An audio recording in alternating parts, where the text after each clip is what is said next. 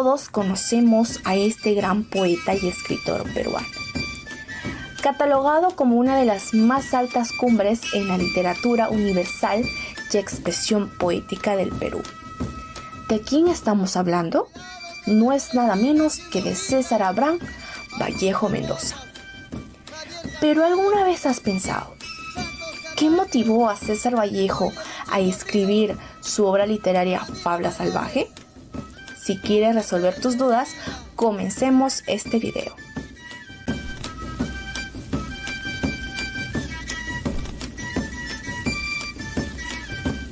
Nació en un remoto poblado de nombre Santiago de Chuco, Huamachuco, La Libertad, Perú, un 16 de marzo de 1892. Es el último de 11 hermanos, todos ellos hijos del señor Francisco Vallejo y la señora María Mendoza. Su ambiente familiar y social fue severo, paupérrimo y fuertemente devoto. Posteriormente, inició su formación en la Escuela Municipal del lugar. En 1901 lo continuó en la escuela número 271. Más adelante cursó estudios secundarios en la institución educativa San Nicolás de Huamachuco. Y durante ese lapso de tiempo lo realizó en un año como estudiante independiente, estando en su casa ubicada en Santiago de Chuco. Al terminar la secundaria en 1908, Vallejo en 1913 ingresó a la Universidad de Trujillo, pero debido a problemas familiares, trabajó en las minas de Quirubilca. Posteriormente, trabajó como ayudante de cajero y de profesor. En 1913, se centró en la escritura en Trujillo, graduándose así en el año 1915 con su tesis denominada El romanticismo en la poesía castellana. Asimismo, en el año 1913 compuso sus más memorables sonetos, distribuidos en la revista cultural infantil. Por último, en los años 1915 y 1917, se dedicó a estudiar la profesión de Derecho en la ciudad de Lima y a la vez ejercía como educador en la Escuela Pública de San Juan. Hay muchas razones por las cuales César Vallejo haya pasado sus últimos días en París.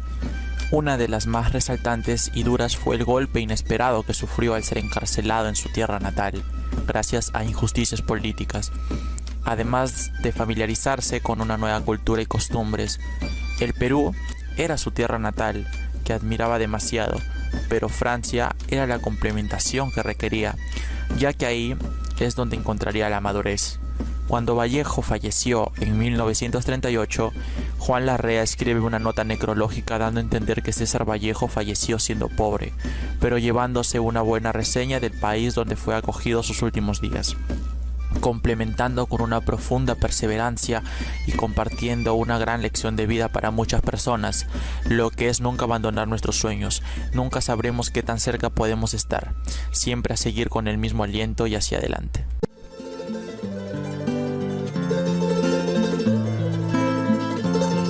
Resulta irónico que a 99 años de su partida del Perú, César Vallejo nos dejó como último llegado un peruano con profundos traumas psicológicos.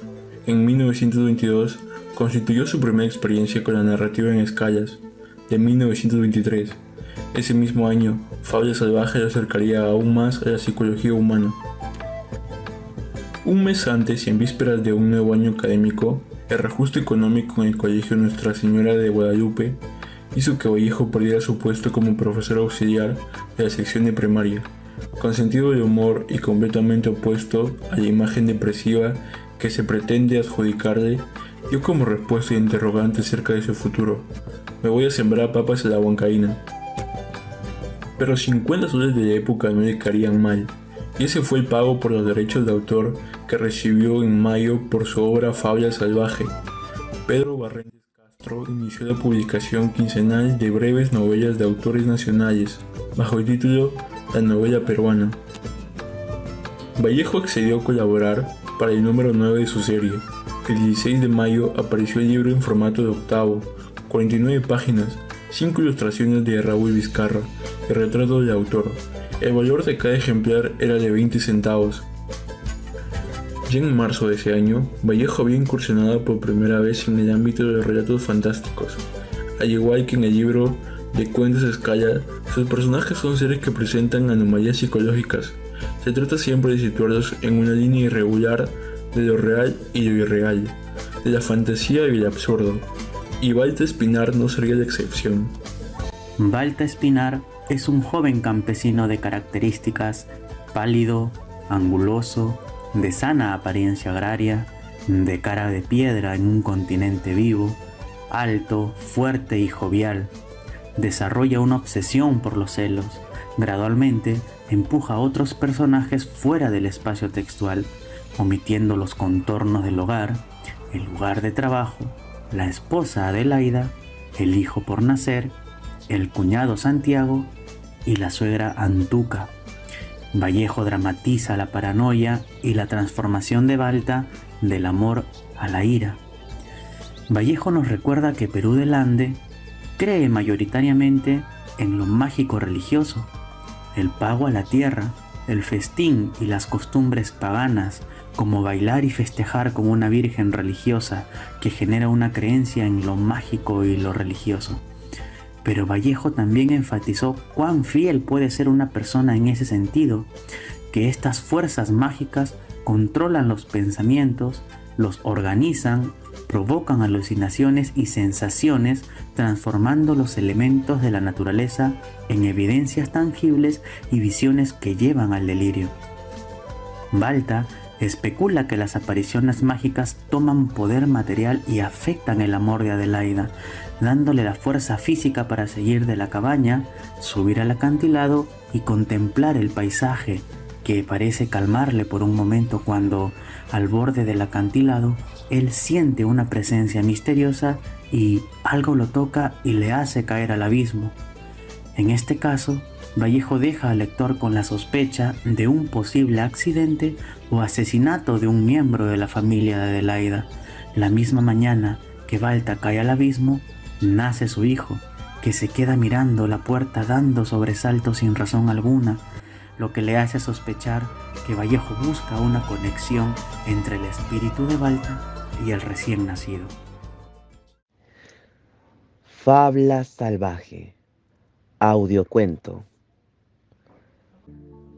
Esta historia se centra en un campesino que atraviesa por una locura repentina. Nuestro protagonista, Balta Espinar, empieza a sentirse acosado por una entidad fantasmal. Producto de esta psicosis, termina maltratando a su esposa Adelaida. Según va avanzando la historia, la situación empeora, terminando en un trágico final. Entonces, empecemos con el relato. Ya amaneciendo, Balta Espinar despierta y se levanta. Al querer verse al rostro, coge un espejo para lograr reflejarse, soltándolo de inmediato, pues cree que en el reflejo hay un extraño. El espejo se hace cisco y Balta cae en una horripilante ansiedad.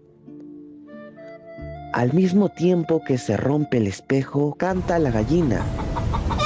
Sucesos que se consideran de mala suerte según las personas supersticiosas del campo. Ahora Balta empieza a tener síntomas de insomnio. Sufre pesadillas y, lo que es peor aún, se siente vigilado por un ser malévolo y hasta llega a creer que es el amante de su esposa embarazada, Adelaida. Lleno de inseguridades y celos infundados, violenta a su esposa de la manera más cobarde. Al salir de su cabaña, recorre los páramos y, subido en un peñasco, mira el paisaje que parece tranquilizarlo. En ese momento siente nuevamente la presencia sobrenatural que le toca la espalda. Sorprendido, realiza un movimiento en falso hacia adelante, sucediendo lo inevitable, cayendo al vacío, un lamentable suicidio compulsivo. Mientras tanto, Adelaida da a luz, ignorando el lamentable hecho del fin de su esposo. Y con esa triste escena se acaba la vida de Balta, junto con sus miedos, sus temores, sus maltratos y sus angustias.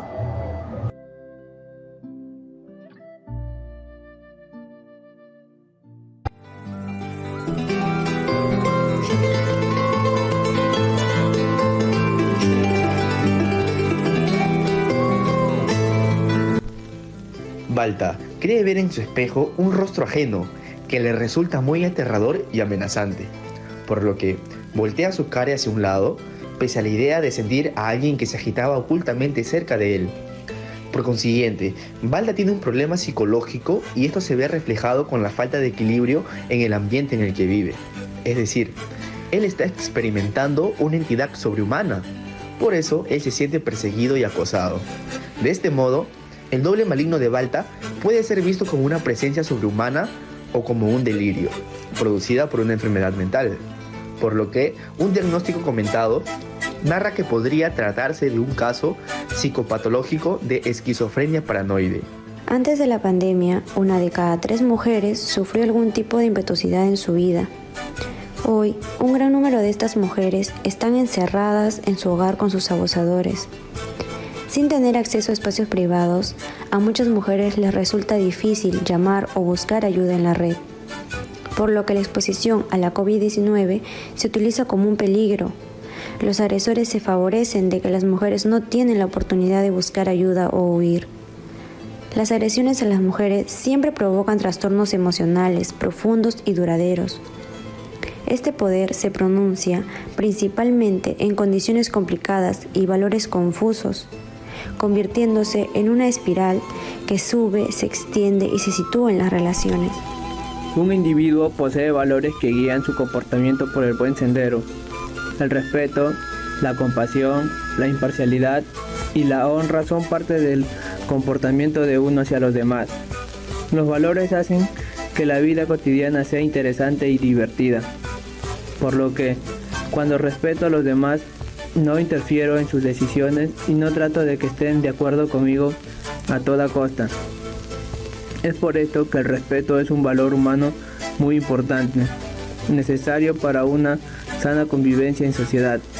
Asimismo, los antivalores que arruinan el rumbo de la existencia, el gozo reflejado en el rostro de una persona por la realización personal, un hecho de compasión, un hecho de imparcialidad o una pequeña expresión, pueden esfumarse por ofendidos, robados o calumniados.